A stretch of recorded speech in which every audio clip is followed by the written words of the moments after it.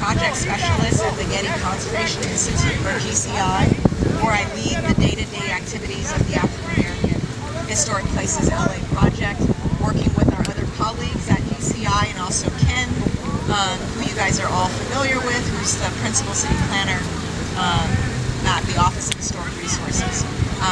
Dr. Nightingale invited us here to inform some of you who may not be familiar with AHPLA, or the African American Historic Places LA project, since we launched the project in 2022. So I'll give some updates, and Ken will dive deep into some of the activities of the project.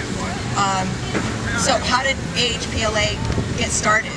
Well, all of you are familiar with the racial injustices happening, or the reckoning of the racial injustices happening back in 2020.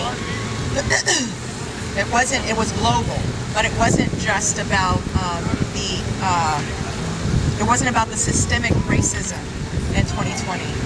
It also kicked off a conversation amongst the preservation community about the injustices happening with designating historic sites.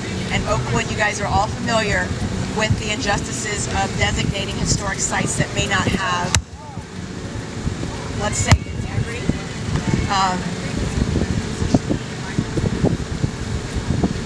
Keep it here. Can you say okay. Architectural integrity? About the injustices or the barriers to designate historic sites that don't have sort of high style, but are not architecturally high style, but have a cultural importance to the community.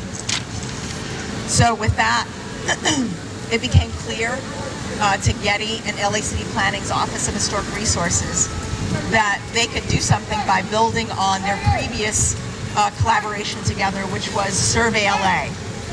And Survey LA, Oakwood is also familiar with Survey LA. Over 880,000 parcels were surveyed. It was limited in budget and time, but AHPLA is seeking to rely more on community support and community input with the guidance of a 15-member advisory committee, which Dr. Nightingale is a part of. We also have a 5-member steering committee for Pacoima, Oakwood, and the Central Avenue corridor. If some of our steering committee members are here today, can you raise your hand? Yay, thank you. Thank you for being a part of AHPLA and helping to guide this project, especially in the community of Oakwood. So one of the, I'm going to shout out those who, Steering committee? Yeah, so we got So Sarah Mahir, Clinton Noble, Kendra Moore, and Jason Sugars, and Dianya. and Dianye is not here yet, but not here. Dianye, yeah. So thank you to those members of our steering committee. We look forward to kicking off some of the work very shortly. So one of the project objectives is to advance Survey LA outcomes by updating and expanding the African American History of LA context document. So we're currently putting together a team of consultants that will work on this, and Ken will talk a little bit more about it. We'll also be bringing forward sites for designation from that existing context document, and when the document gets updated and expanded, we'll look for new sites to bring forward for designation. So far, 5 sites have been designated from the existing document that represent a geographic range, theme, and architectural typology, from residential to cultural, and represent a unique story of the contributions of African Americans to the history of LA. We have designated the Tom and Ethel Bradley residence, the former headquarters of the California Eagle offices on Central Avenue, Stylesville Barbershop and Beauty Salon in Pacoima, Jules Catch One, which was a former gay disco club owned by an African-American woman named Jewel Tice William, and New Bethel Baptist Church in Oakwood. So you guys know how important it is to have community support and community input in terms of what is important in your community. Another primary activity of the project will be to work with 3 historically African American neighborhoods to identify, protect, and celebrate their tangible things that you can touch, like celebrations, and intangible heritage, also traditions, beyond the designation of historic sites.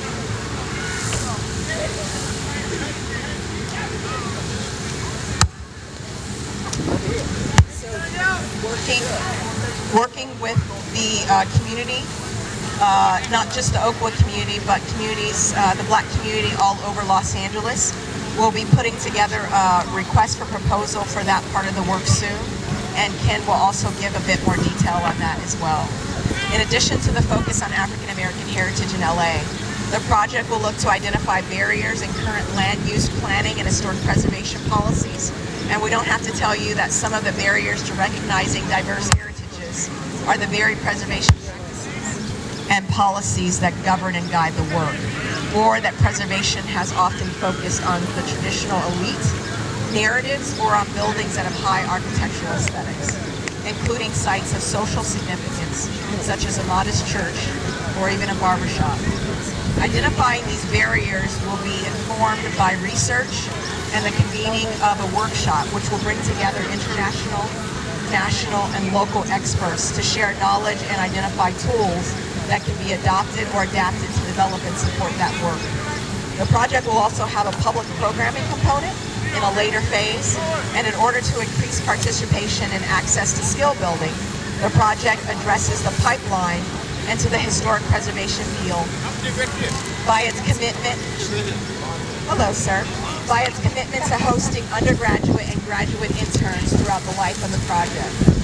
AHPLA is also creating and nurturing a network of community-based advocates, starting with our 15-member advisory committee, and also working with our steering committee, where interested community members and young professionals can learn the local nomination process under the leadership of our consultant, which is our Architectural Resources Group.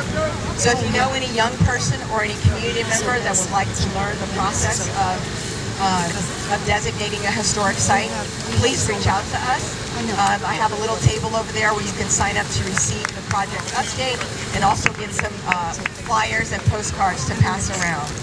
And lastly, although the focus of HPLA is on the African American heritage of LA, we see the project as an opportunity to rethink issues plaguing other underrepresented heritages and the barriers that prevent associated sites from being identified and designated. The hope is to tap into solutions that can be adapted and used as a model in other places, both locally and nationally.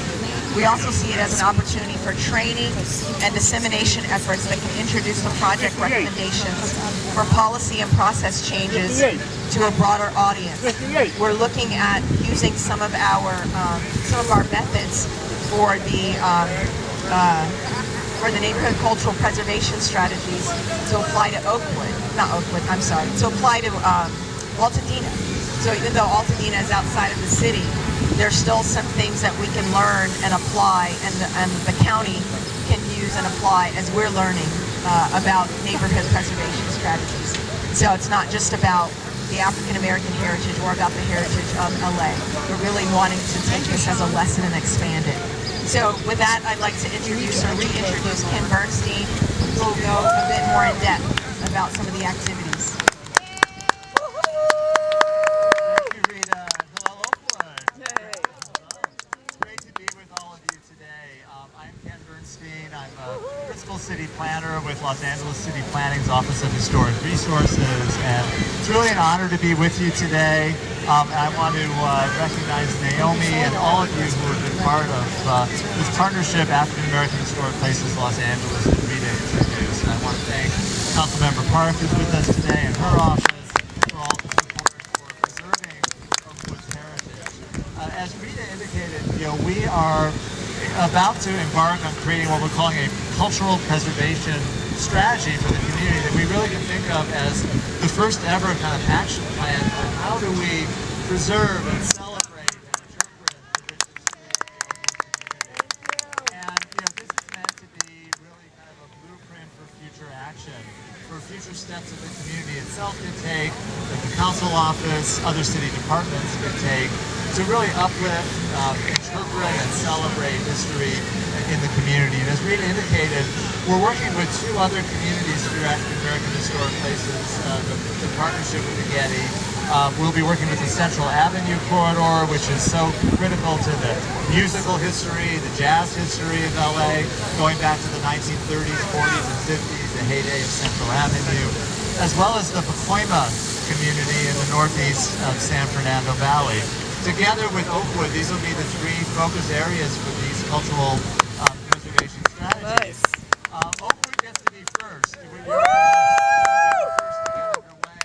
We're going through the process with the Getty, having the Getty retain a team to work with our office and the community, and we're hoping later this year then to really begin engaging with the community. We'll have lots of opportunity for the community to really shape what is going to be in that strategy. And we want you to start thinking about this.